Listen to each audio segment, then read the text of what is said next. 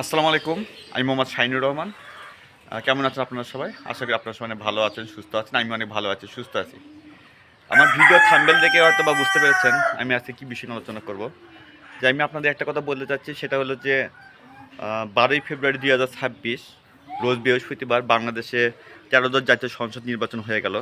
সেই নির্বাচনে আমি বেসরকারি ফলাফল বলতেছি, যে বিএনপি আসন পেয়েছে কোনো একটা টিভি চ্যানেলে আমি দেখলাম 209টা, আর কোনো একটা টিভি চ্যানেলে দেখলাম 212টা, কোনো টিভি চ্যানেলে দেখলাম 209টা। এভাবে একটু হচ্ছে আর কি। তো যাই হোক, বেসরকারি ফলাফল হয়তো 2-1 দিনের মধ্যে হয়তো বা দেখা যাবে যে কে কয়টা আসন পেয়েছে সেটা বলা যাবে সরকারিভাবে। যাই হোক, বেসরকারি ফলাফলে এইটুকু আমার কাছে তথ্য আছে। তাই আমি আপনাদেরকে বলতে যাচ্ছি, সেটা হলো যে এই নির্বাচনে হয়তোবা বিএনপি হয়তো আপনার শপথ গ্রহণ অনুষ্ঠান করবে কিছুদিন, হয়তো 2-1 দিনের মধ্যেই। তা শপথ গ্রহণ অনুষ্ঠানে যেহেতু বাংলাদেশের জনগণ তারা আপনাদেরকে ভোট দিয়েছে, বিএনপিকে ভোট দিয়েছে, হয়তো বা আপনারা সরকার গঠন করতে যাচ্ছেন। নতুন সরকারের কাছে একটা অনুরোধ, সেটা হলো যে আপনাদের দ্রব্যমূল্য যেগুলো আছে বাংলাদেশে, প্রথম হচ্ছে দ্রব্যমূল্য যেন মানুষের ক্রয় ক্ষমতার ভিতরে যেন থাকে। এটা আমার একটা চাওয়া সরকারের কাছে। আরেকটা হলো কি যে আরেকটা হচ্ছে সবচেয়ে গুরুত্বপূর্ণ একটা দিক আপনারা এটা বিবেচনা করতে হবে, যে বাংলাদেশে যে এখন মানুষ যা আছে, যেসব সব শ্রেণীর লোকই আছে, তা মানুষের যেন ক্রয় ক্ষমতার ভিতরে যেন থাকে। সেই জন্য আপনার এই যে বিষয়টা একটু লক্ষ্য রাখবেন, দ্রব্যমূল্য যেন হঠাৎ করে যে বৃদ্ধি না পায়। আরেকটা কথা হলো কি যে সবচেয়ে বড় কথা হলো যে বাংলাদেশে 35 বছর পর বাংলাদেশে পুরুষ প্রধানমন্ত্রী আসতেছে। এটা হচ্ছে বাংলাদেশের জন্য একটা, আমি মনে করি যে একটা ভালো একটা দিক। কারণ কি, আমরা যখন ছাত্র অবস্থায় পড়াশোনা করতাম, যখন ওই কলেজে পড়তাম, তখন বান্ধবীরা আমাদের সাথে একটু মজা করতো। মজার একটা ঘটনা বলি সেটা। তো বান্ধবীরা আমাদের সাথে মজা করতো, যে ওরা বলতো যে মাঝে মাঝে আমাদের যখন প্রাইভেট পড়তে যেতাম বা কলেজে যখন পড়তে যেতাম বা কলেজে, তো ওরা তখন বলতো যেন আড্ডা দিতাম, আমার বন্ধু বান্ধবীদের সাথে আড্ডা দিতাম। তখন ওরা মাঝে মধ্যে বলতো, বিশেষ করে মেয়েরা, যে এই আমরা হচ্ছে প্রধানমন্ত্রী, মেয়েরা প্রধানমন্ত্রী, তোমরা পুরুষরা প্রধানমন্ত্রী এখন জীবনে হতে পারতো না। এভাবে আমাদের সাথে মজা করতো। তাহলে আমরা তখন বলতাম যে মজার ফিল বলতাম, আমরা তখন বলতাম যে ভবিষ্যতে একদিন হবে। এইভাবে বান্ধবীর সাথে আমরা মজা করতাম। তা ওরা এখন আমাদের সাথে এভাবে মজা করতে করতে একদম শেষ পর্যায়ে একটু বলতাম আর কি, যে একটু অনেকে বন্ধু বান্ধব একসাথে থাকলে যা হয় আর কি, তো মজা করতাম আমরা। তো আজকে সে দিনটা হয়ে গেছে, 12 তারিখে বাংলাদেশের জনগণ, বাংলাদেশের মানুষ যে 12 তারিখে ভোট দিয়ে সেটা প্রমাণ করছে, সেটা হচ্ছে বাংলাদেশের 35 বছর পর সেই আপনার ছেলে প্রধানমন্ত্রী আসতেছে। হয়তো 2-1 দিনের মধ্যে শপথ গ্রহণ করবে, হয়তো এখন বিএনপি হয়তো সরকার গঠন করবে। তা আমার একটা প্রশ্ন, যে আমরা যেটাই করি না কেন, এর আগে দুইটা নারী প্রধানমন্ত্রী বাংলাদেশ দেশ পরিচালনা করেছে। তা যেহেতু নারী প্রধানমন্ত্রী দেশ পরিচালনা করেছে, সেটা হলো যে আপনার শেখ হাসিনা আর হচ্ছে বেগম খালেদা জিয়া, এরা দুইজনই দেশটাকে পরিচালনা করেছে এবং খুব সম্মানের সাথে। আমি মনে করি যে দুই নেত্রী বাংলাদেশের জন্য অনেক অবদান আছে, যে দুই নেত্রী বাংলাদেশের অনেক অবদান আছে, কিছু সুনামও আছে, আবার কিছু দুর্নামও আছে। আর আবার আবার আবার পরের দিকে বলতে গেলে সেটা হলো যে কিছু সফলতা আছে, কিছু ব্যর্থতাও আছে। তো যাই হোক, এই বিষয়ে আমি কিছু বলতে চাই না দুই নেত্রী সম্পর্কে, যেহেতু বাংলাদেশে তাদের কিছু অবদানও আছে, এটা আমি স্বীকার করি।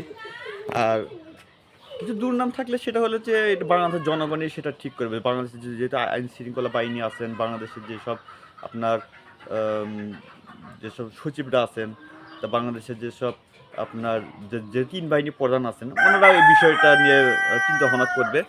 তা আমার বিশেষ করে আইনের ব্যাপার, আমি এই বিষয়ে কিছু বলতে চাচ্ছি না। তা আমি যেটা বলতে চাচ্ছি যে এখন যেহেতু 35 বছর পরে বিএনপির, যেহেতু এখন সরকার 35 বছর পরে বাংলাদেশের পুলিশ প্রধানমন্ত্রী আসতেছে, সেই পুলিশ প্রধানমন্ত্রীর কাছে আমাদের একটা আকুল আবেদন, আমার যা ছেলেরা আছে আকুল আবেদন, যে ভাই ছেলেদের একটা মান সম্মান রাখেন। যেহেতু আমরা বন্ধু বান্ধবীরা যখন একসাথে বসে যখন ওই নারীদের প্রধানমন্ত্রীরা আমাদের সাথে মাঝে মাঝে টোল করতো বান্ধবীরা আমাদের সাথে। তা আমার একটা প্রশ্ন হলো যে আপনার যেহেতু 25 বছর পরে পুলিশ প্রধানমন্ত্রী আসতেছে বাংলাদেশে, যে বিএনপির যে নির্বাচনী ইশতেহার দিচ্ছেন আপনারা, সেই ইশতেহার যে কাজগুলো আপনারা দিয়েছেন, সেই ইশতেহার যেন সঠিকভাবে বাস্তবায়নগুলো করেন। তাহলে আমরা আমরা যা ছেলেরা আছি রে, ছেলেরা একটা মানে খুব গর্ব করে বলতে পারবো যে হ্যাঁ, আমরা ছেলেরা দেখো যে বিএনপির যেগুলো ইশতেহারগুলো দিয়েছে সেই ইশতেহারগুলো বাস্তবায়ন করেছে, এটা আমরা গর্ব করে বলতে পারবো। আর আমরা তখনও মেয়েদের কিন্তু মাঝে মধ্যে হয়তো আমরা তো মেয়েদেরকে বলতে পারবো যে বান্ধবীদের বলবো যে দেখো তোমাদের নারী প্রধানমন্ত্রী ছিল, তোমাদের কাজ করছে, আর আমাদের যারা আমাদের এখন 35 বছর পর যে পুলিশ প্রধানমন্ত্রী আসছে, পুলিশদের কাজ দেখো, এটা আমরা যেন বলতে পারি, মাঝে মধ্যে যেন প্রতিযোগিতার জন্য হয়। তা আমি এই সরকারকে অনুরোধ করব যে আপনারা যারা নির্বাচন যে ইশতেহারগুলো দিচ্ছেন সেই ইশতেহারগুলো বাস্তবায়নগুলো করবেন। আর একটা কথা হলো যে নতুন সরকারের কাছে আমাদের একটাই চাওয়া, সেটা হলো যে আপনারা যে বাংলাদেশের মানুষের প্রধান সমস্যা হলো দ্রব্যমূল্য, এই দ্রব্যমূল্য ঊর্ধ্বগতি যেন না হয়। দ্রব্যমূল্যের জন্য ঊর্ধ্বগতি যদি হয় তাহলে কিন্তু আর তার বাংলাদেশের মানুষের ক্রয় ক্ষমতা বাইরে চলে যায়, তখন মানুষ হয়তো দেখা যাচ্ছে যে মানে অভাবে পড়ে, তখন কী করে আপনার দুর্নীতির মধ্যে চলে যায়। আর দ্রব্যমূল্য যদি আপনার ক্রয় ক্ষমতার ভিতরে যদি থাকে, আর দ্রব্যমূল্য যদি আপনার হঠাৎ করে যদি দাম যেন বৃদ্ধি না পায়, সেই দিকে আপনার লক্ষ্য রাখবেন। দ্রব্যমূল্য বৃদ্ধি পেলে মানুষের হয়তো দেখা যাচ্ছে তখন ক্রয় ক্ষমতা বাইরে চলে গেলে হয়তো তখন দেখা যাচ্ছে চুরি, ছিনতাই, ডাকাতি এসব বেড়ে যায়। আর একটা কথা হলো যে আপনার যে নতুন সরকারের কাছে আমাদের একটাই চাওয়া, সেটা হচ্ছে কর্মসংস্থান যেন বৃদ্ধি পায়। বাংলাদেশে অনেক বেকার সমস্যা আছে, সেই বেকার সমস্যাগুলো সমাধান করার জন্য প্রত্যেকটা জেলা, প্রত্যেকটা উপজেলায় যেন একটা কর্মসংস্থানের ব্যবস্থা হয়, সেই ব্যবস্থা আপনি লক্ষ্য করবেন। আর সেটা হলো কি যে এই কর্মসংস্থান যদি আপনার যদি বৃদ্ধি যদি করতে পারেন, তো বাংলাদেশে কিন্তু আপনার মানুষের কিন্তু তখন চুরি ছিনতাই কিন্তু আপনার রোধ করা সম্ভব। কিন্তু আমরা কিন্তু সাধারণত যারা চুরি করে বা ছিনতাই করে বা ডাকাতি করে ওদিকে কিন্তু গালাগালি করি, যে ওরা খালি ইচ্ছে করে। আমি একটা কথা বলি যে ভাই, মানুষ যখন এই দুনিয়াতে যখন আসে, এই পৃথিবীতে যখন আসে, তখন কিন্তু কেউ অপরাধ নিয়ে কিন্তু জন্মগ্রহণ করে না, কিন্তু অপরাধ করে এই অভাবের কারণে। এই অভাবটা যদি বাংলাদেশের মানুষের যদি না থাকে, সেদিকে আপনি লক্ষ্য করবেন। সে যার জন্য কী করতে হবে, আবার কর্মসংস্থান বৃদ্ধি করতে হবে, বিভিন্ন ধরনের প্রশিক্ষণ দিতে হবে। এখন কথা হলো কি যে সবাই চাকরির ব্যবস্থা করে, হ্যাঁ চাকরি বলতে কি মানুষের চাকরি একটা দাসত্ব। তা বেকার ভাইদের বলবো যে আপনারা ওই সরকার কিন্তু ভাই চাকরি দিতে পারবে না। আমি সত্যি কথা, যদি বাংলাদেশে একটা যদি বাংলাদেশে কিন্তু সরকার চাকরি এই জন্য দিতে পারবে না, কিন্তু বাংলাদেশে কিন্তু কর্মসংস্থানের খুবই অভাব। সেই কর্মসংস্থান আপনারা নিজেরা তৈরি করতে হবে। যার জন্য কী করতে হবে, আপনার যে খামার যেগুলো পড়েছে, যেমন গরু, ছাগল, ভেড়া, এগুলি কী করবে, যুবনাতে প্রশিক্ষণ নিয়ে আপনারা হয়তো এ ধরনের কর্মসংস্থান তৈরি করতে পারবে। আর সেজন্য আমি বলবো সরকারকে, এরা যেন কর্মসংস্থান যখন তৈরি করবে তখন একটু ঋণের প্রয়োজন হয় বা টাকা প্রয়োজন হয়, সেটা কি বেকার সমস্যা, টাকাটা কোথায় পাবে? যার জন্য ব্যাংক থেকে যেন সহজলভ্য যেন ঋণ যেন পায়, এই জন্য সরকারকে আমি অনুরোধ করবো যে এরা যেন সহজ শর্তে যেন ঋণ পায়। কারণ ভাই ব্যাংকে গেলে ভাই নানান শর্ত, যে ওই ঋণ দেন, না সরি, ওই কাগজপাতি দেন, ওই কাগজ দেন, ওই কাগজ দেন, এই কাগজপাতি জোগাড় করতে করতে যারা বেকার ছেলেবেলা আছে পায়ের চিহ্ন ক্ষয় হয়ে যায়। সেজন্য দুনিয়ার একটা সমস্যা। তা আমি বলবো যে আপনারা এই ব্যাংক থেকে যখন ঋণ যখন আপনারা দিবেন, যারা বেকার ছেলে মেয়ে আছে বা ওদেরকে যখন আপনি ঋণটা যখন দিবেন, সহজ শর্তের জন্য ঋণটা দেন। এটা আমি সরকারকে অনুরোধ করবো, নতুন সরকারের কাছে, যেন মানুষ যেন হয়রানিমূলক না হয়। বেকার সমস্যা, এমনিতে সে বেকার, সে টাকাটা পাবে কোথায়? এখন সে টাকাটা যদি এখন ব্যাংকে যদি যাওয়া আসি করতে, ওই কাগজ ওই কাগজ, তারপরে হচ্ছে নানান কাগজপত্র নিয়ে যদি আপনারা হয়রানিমূলক শিকার যদি করেন, তাহলে তো ভাই সে টাকাটা পাবে, সেটা সে আপনার কর্মসংস্থান তৈরি সে করবে কীভাবে? তা আমি সরকারকে বলবো যে আপনার ঋণ নিলে অবশ্যই একটু সহজ শর্তে ঋণটা দিবেন। আর আরেকটা কথা হলো যে বাংলাদেশে যে রাস্তাঘাটগুলো যে আছে, এগুলি রাস্তাঘাট অনেক অনুন্নত। এই রাস্তাঘাট যেন ঠিক মতো যেন আপনারা করতে পারেন।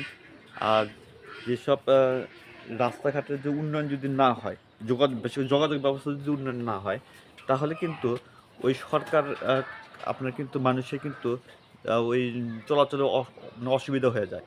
তখন কিন্তু দেখা যায় যে এই যখন যখন চলাচল অসুবিধা হয়ে যায়, তখন কিন্তু মানুষের তখন অনেক নানান হয়তোবা দেখা যায় যে যেখানে আপনার 1 ঘন্টা যাওয়ার রাস্তা, সেখানে দেখা যায় 2-3 ঘন্টা সময় লেগে যায়। বিশেষ করে ঢাকা শহরে আমি যদি দেখি, ঢাকা শহরের কথা যদি বলতে, এটা গ্রামের কথা বললাম, যে যোগাযোগ ব্যবস্থা ভালো করতে হবে। কিন্তু ঢাকা শহরে কিন্তু রাস্তাঘাটের অবস্থা, যে মেন যে শহরগুলো আছে, সেই শহরে কিন্তু রাস্তাঘাট কিন্তু অনেক উন্নত, অনেক উন্নত। হয়তো দেখা যাচ্ছে যে ওই আপনার হয়তো চলাচলে খুব উপযোগী আমি মনে করি। আর কিছু কিছু জায়গায় অউন্নতও আছে, সেগুলো আপনারা হয়তো আমার চেয়ে ভালো জানেন, যেহেতু আমি গ্রামে থাকি। তা শহরে যদি আমি দেখি কথা বলতে গেলে, সেটা হলো যে যানজট মুক্ত করতে হবে। বাংলাদেশে কিন্তু যেহেতু অফিসের টাইম যদি আপনার ৯টা বা 10টার দিকে যদি হয়, সে কিন্তু দেখা যায় যেখানে ১৫ মিনিট বা ২০ মিনিটের রাস্তা, সেখানে কিন্তু আপনার এই যানজটের কারণে প্রায় দেখা গেল যে ১ ঘন্টা লেগে যায়। সেজন্য খুব সমস্যা। এই যানজট মুক্ত করতে হবে আগে। আমি এর আগে ঢাকাতে গেছিলাম। তা যখন যখন ঢাকাতে গেছি, তো এই সামান্য একটু রাস্তা, আমি যাবো হচ্ছে ধরেন গাবতলীতে যাব, ঢাকা গাবতলীতে। যদি আমি কারণ বাজার থেকে রওনা দেই, হয়তো দেখা যায় কতক্ষণ রাস্তা, হয়তো দেখা যাচ্ছে যে আপনার এখানে যেতে যদি খুব যদি হয় বড় জোর ধরেন ৩০ মিনিট বা ৩৫ মিনিট বা বড় জোর ২০ মিনিট এভাবে সময় লাগতে পারে। কিন্তু দেখা যাচ্ছে যে সেই এইটুকু সময়টা দেখা যাচ্ছে যে আপনার যদি যানজট থাকে তাহলে হয়তো ১ ঘন্টা সময় লেগে যায়। তা আমি সরকারকে অনুরোধ করবো যে ঢাকা শহরে যেন যানজটটা মুক্ত করতে হবে। কারণ ঢাকা শহরে যে যানজট যদি আপনি না মুক্ত করতে পারেন, তাহলে কিন্তু আপনার কর্মসংস্থান যতই আপনি উন্নত করেন না কেন, বাংলাদেশ যতই আপনি উন্নত করেন করেন না কেন, কিন্তু সেটা কিন্তু সমস্যা কিন্তু থেকেই যাবে। তা আরেকটা কথা হলো কি যে আরও সমস্যা আছে, সেটা হলো যে বাংলাদেশে বিশেষ করে যে যারা শিক্ষিত বেকার আছে, এই বেকাররা যেন ওরা যেন ঠিকমতো কর্মসংস্থান যেন খুঁজে পায়, সেটা যেন আপনাদের ব্যবস্থা করতে হবে। যার জন্য প্রশিক্ষণ ব্যবস্থা করতে হবে। আপনারা যদি প্রশিক্ষণ ব্যবস্থা যদি ঠিকমতো না করেন, তাহলে কিন্তু এই তাহলে কিন্তু এই বাংলাদেশে কিন্তু আরও কিন্তু আপনার চুরি ছিনতাই কিন্তু বেড়ে যাবে। তা আমি সরকারকে অনুরোধ করবো যে অবশ্যই আপনারা একটু কর্মসংস্থানের একটু দিকে লক্ষ্য রাখবেন। আর কর্মসংস্থান যেন সঠিকভাবে যেন হয়, মানুষ যেন ঠিকমতো যেন খেয়ে পরে বাঁচতে পারে, সেদিকে আপনারা লক্ষ্য রাখবেন। তো যাই হোক, অনেক কথাই বললাম। যেহেতু ২-১ দিনের মধ্যে হয়তো বাংলাদেশের এখন সরকার শপথ গ্রহণ করবে আর কি, হয়তো বা মন্ত্রী পরিষদ হয়তো গঠন করবে। তা যাই হোক, আমার কথা হলো যেন অতীতের মতো যেন দুর্নীতি যেন না হয়। এই দুর্নীতি এটা হলে বাংলাদেশে কিন্তু আরও সমস্যা বেশি পড়ে। এই দুর্নীতি যেন না হয়, আর বাংলাদেশে যেন সবসময় যেন একটু যা অতীতের যা হয়েছে ওগুলি সবগুলো ভুলে গিয়ে আমরা নতুন করে বাংলাদেশে যেন একটু শান্তি যেন ফিরে আসে, সেদিকে লক্ষ্য রাখবেন। আর একটা কথা হলো যে এই নির্বাচনটা যে হয়েছে বাংলাদেশে, এই নির্বাচনে ভাই অনেক মানুষের কিন্তু ত্যাগ স্বীকার করতে হয়েছে। অনেক বাবা-মার যেসব সন্তানগুলো আছে, যে ছাত্ররা অনেক আন্দোলনের মাধ্যমে কিন্তু আমরা এই সরকার কিন্তু আপনাদেরকে নিয়ে এসেছে। এটা সত্য কথা, যেটা এটা আপনাদের স্বীকার করতেই হবে যে এটা হয়তো আপনার ছাত্রদের আন্দোলনের মাধ্যমে আপনারা কিন্তু এই সরকার গঠন করছেন। ছাত্র আন্দোলন যদি ঠিকমতো না করতো, তাহলে কিন্তু এই বাংলাদেশে এরকম সুষ্ঠু নির্বাচন কিন্তু হতো না। এই যে কিন্তু ছাত্রদের বিশেষ করে অবদান, ছাত্ররা যেন আপনারা ওরা যেন আত্মার শান্তি পায়, সেদিকে আপনারা একটু লক্ষ্য রাখবেন। আর এই ছাত্ররা যে এই আন্দোলনের মাধ্যমে আমরা দেখেছি রেডিও, টেলিভিশন বা ইউটিউবে আমরা অনেক দেখেছি যে এই ছাত্ররা কত কষ্ট করেছে আপনাদেরকে এই বাংলাদেশে ভালো রাখার জন্য। তাই এই ছাত্রদের সম্মানটুকু আপনারা রাখবেন নতুন সরকারের কাছে, আমি অনুরোধ করব।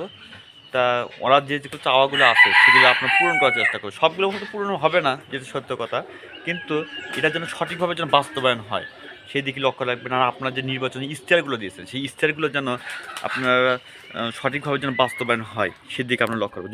যদি ইশতেহার যদি বাস্তবায়ন না করতে পারেন, তাহলে কিন্তু আমরা যারা পুরুষরা আছি, যারা ছেলেরা যারা আছি, তাহলে কিন্তু আমরা যে কথা বলতে চাচ্ছিলাম যে আমরা বান্ধবীদের সাথে মজা করে কথা বললাম যে নারী প্রধানমন্ত্রী ছিল, তখন আমরা বলতে পারবো যে তোমাদের নারী প্রধানমন্ত্রী চাইতে আমাদের পুরুষ প্রধানমন্ত্রী অনেক ভালো কাজ করেছে, এটা যেন আমরা বলতে পারি। আমাদের মান সম্মানটা একটু যেন ঠিক থাকে। তাই এটুকু আমি আপনাদেরকে অনুরোধ করবো নতুন সরকারের কাছে। আর একটা কথা হলো কি যে কয়েকদিন হলে আপনার ইউটিউবে দেখতেছি বা ফেসবুক পেজেও দেখতেছি বা টেলিভিশনেও দেখতেছি যে নানান কথা, যে নির্বাচনে ওটা হয়েছে সেটা হয়েছে, নির্বাচন নাকি ভালো হয় নাই। তা আমার মনে হয় যে ২-১টা বিচ্ছিন্ন ঘটনা হয়তো কিছুটা ঘটেছে বাংলাদেশে, কিন্তু এটা হচ্ছে আইন শৃঙ্খলা বাহিনী সেটা নিয়ন্ত্রণ করার চেষ্টা করবে। আর এ বিষয়ে আমি কিছু বলতে চাচ্ছি না।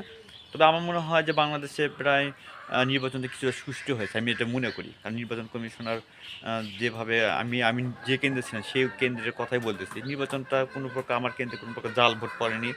আর কোনো প্রকার আমার কেন্দ্রে মানুষের কিন্তু দীর্ঘ লাইন ছিল, আমরা কাজ করতে করতে হিমশিমে খেয়ে গেছে আর কি।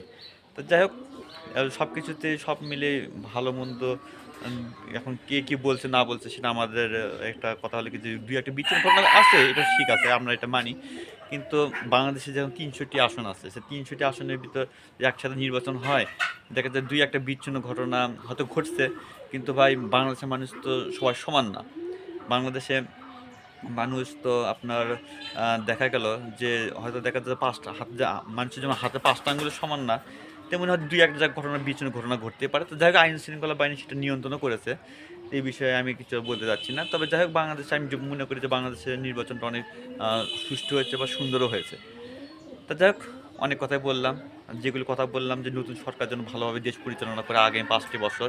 যদি ভাই আপনার যদি আরেকটা কথা, যদি নির্বাচন যদি আপনার ভালো মতো যদি নির্বাচন করে যদি সরকার গঠন করার পর যদি ভালো কাজ না করতে পারেন, তাহলে ভাই আগামীতে আপনাদের কিন্তু ভোট আর দিবে না। যে সত্য কথা, বাংলাদেশের মানুষ অনেক এটা অনেক পরিবর্তন করতে পারে। যেন আপনারা যেমন ভোট দিয়ে যেমন নির্বাচিত করে সরকার গঠন করেছে, আবার যদি ভালো যে কাজ যদি ঠিকমতো না করেন, তাহলে দেখা যাবে যে আপনাদেরকে কিন্তু পদত্যাগ করতেও বেশি বাধ্য করবে। কারণ বাংলাদেশের ছাত্ররা এখন অনেক সচেতন হয়ে গেছে। তা যাই হোক সেজন্য আমি বলি যে আমরা যে ছেলেরা আছি, যেহেতু ছেলে প্রধানমন্ত্রী হচ্ছে বাংলাদেশে, এটার জন্য সুনামটা যেন রক্ষা করতে পারেন। আর সেইটুকু এই বলে আমি শেষ করছি। তা ভিডিওটি ভালো লাগলে আপনারা সবাই লাইক, কমেন্ট, শেয়ার করতে পারেন। আপনি যদি আমার চ্যানেলে নতুন হয়ে থাকেন, অবশ্যই আমার চ্যানেলটি একটু সাবস্ক্রাইব করবেন। ততক্ষণ ভালো থাকবেন। আসসালামু আলাইকুম।